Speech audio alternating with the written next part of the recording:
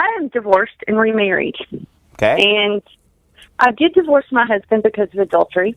Mm-hmm. But that does not mean that I was completely innocent in the things that I did. I know the Bible says that remarriage, that you're causing someone else to commit adultery. Am I committing forever adultery by being remarried?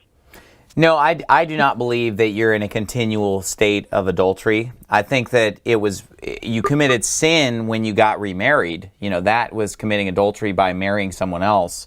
But, now that you're married, now that you've made a vow to that person, you're supposed to keep that vow. And the Bible is really clear over and over again just about how serious it is when we make a vow that we must keep that vow. And there were a lot of people in the Bible who made some crazy vows and kept their vows because it was just so clear to them that, God demands that we keep our vows.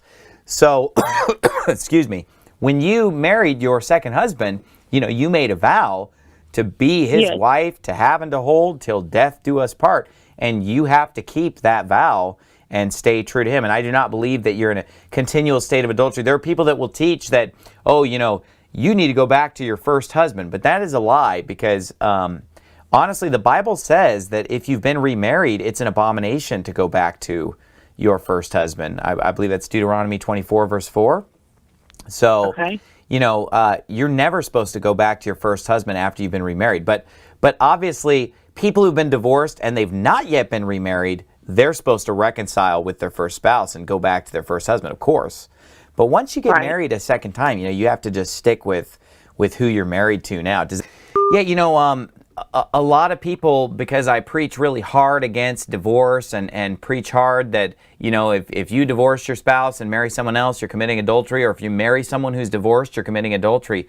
They miss the point that I've made many times that, if that's your story, if you've done that in the past, then you just need to confess it as a sin to God one time. Just admit it to God. It was a sin. I was wrong. I'm sorry. And then you move on. And there could still be, obviously, consequences in your life and chastening that God's going to bring. But there's no point in dwelling on the past because the Bible says we should forget those things which are behind and reach forth unto those things which are before.